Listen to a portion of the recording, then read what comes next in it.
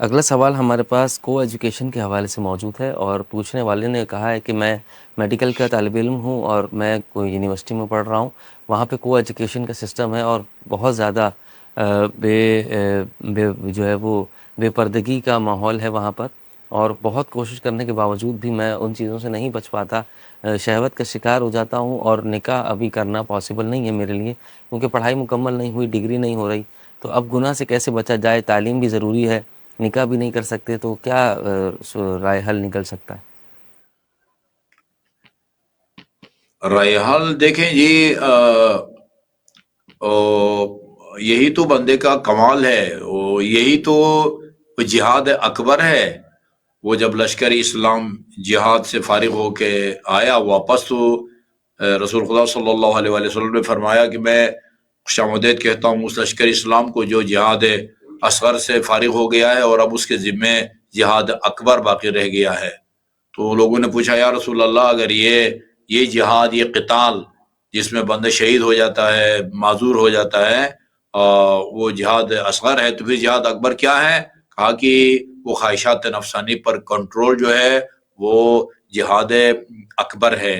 اور امیر المومنین کا فرمان ہے بل مجاہد فی سبیل اللہ بأعظم درجۃ ممن قدر فعفا، یعنی جو آدمی راہ خدا میں جہاد کرتا ہے اس کا اجر اور ثواب اس آدمی سے زیادہ نہیں ہے جو گناہ کی قدرت کے باوجود اپنے آپ کو گناہ سے بچاتا ہے اور جو ہے نا وہ پاک دامنی کا مظاہرہ کرتا ہے۔ انسان میں ہمت ہونی چاہیے، کوئی ناممکن کام نہیں ہے۔ آدمی جو ہے کو ایجوکیشن، برائے کو ایجوکیشن یہ ناجائز نہیں ہے، انسان اپنے آپ کو بچا سکتا ہے۔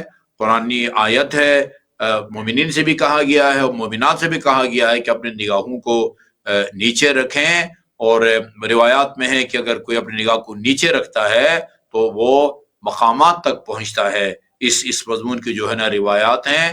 آپ جو ہے نا اس جہاد اکبر کو کامیاب بنائیں اور اپنے نفس پر کنٹرول کریں۔ یہ امیر المومنین کا واضح جو ہے نا وہ ہے کہ یہ راہ خدا میں جہاد کر کے شہید ہونے والے، ان کا اجر جو ہے وہ گناہ کی قدرت کے باوجود اپنے آپ کو گناہ سے بچانے والے سے زیادہ نہیں ہے۔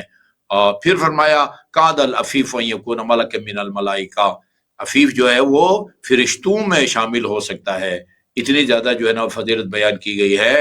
تو جی اس جہاد اکبر میں حصہ لیں، تعلیم کو بھی جاری رکھیں اور اپنے نفس پر بھی جو ہے نا وہ کنٹرول کریں، زیادہ سے زیادہ روزے رکھیں، وہ بھی جو ہے اس سلسلے میں مددگار ثابت ہوگا۔ جی آغا صاحب، بہت بہت شکریہ۔ اگلا سوال نماز کے حوالے سے ہمارے پاس موجود ہے، اور پوچھنے والے نے یہ پوچھا ہے کہ آغا صاحب کیا نماز میں سورہ حمد کے بسم اللہ سے پہلے ہم اعوذ باللہ من الشیطان الرجیم کی تلاوت کر سکتے ہیں یا نہیں؟ اس کے حوالے سے کیا حکم ہے؟ جی کر سکتے ہیں۔ صحیح۔ اگلا سوال بھی نماز کے ہی حوالے سے ہے، اور انہوں نے پوچھا ہے کہ اگر کوئی تشہد کے درود کے بعد وَعَجِّلْ فَرَجَهُمْ اجمعین پڑھ لے تو اس کے حوالے سے کیا حکم ہے؟ اس کی بھی وضاحت فرمائیے۔ یہ بھی جائز ہے جی، یہ میں نے کئی دفعہ یہ عرض کیا ہے کہ نماز میں جو رائج اذکار ہیں، سورہ الحمد ہے، اس کے بعد کوئی بھی سورہ قدر ہو، سورہ کوثر ہو، سورہ قل هو اللہ ہو، اسی طرح رکوع میں سبحان ربی العظیم و بحمد، سبحان ربی الاعلی و بحمد، دعائے قنوت وغیرہ، یعنی یہ جو رائج اذکار ہیں ان کے علاوہ 3 قسم کے ذکر جو ہے نا یا کلام اس کی اجازت دی گئی ہے۔ ایک قرآن، یعنی سبحان ربی العظیم و بحمدہ کے بعد قرآن کی کوئی آیت پڑھیں آپ رکوع میں، اس نیت سے نہیں کہ اس آیت کو پڑھنے کا حکم ہے، ایسے ہی آپ پڑھیں، آپ کی نماز باطل نہیں ہوتی۔ اسی طرح جو ہے نا وہ ذکر خدا، اللہ اکبر ذکر خدا ہے، اللہ سبحان اللہ یہ ذکر خدا ہے، نماز کی کسی بھی حالت میں ذکر خدا، اس سے نماز آپ کی باطل نہیں ہوتی۔ اور تیسری چیز وہ دعا ہے، جائز دعا نماز کی کسی بھی حالت میں جو ہے نا وہ پڑھی جا سکتی ہے، کی جا سکتی ہے۔ اللہم عجل فرج آل محمد یہ بہترین دعا ہے، جس طرح اللہم صلی علی محمد و آل محمد دعا ہے۔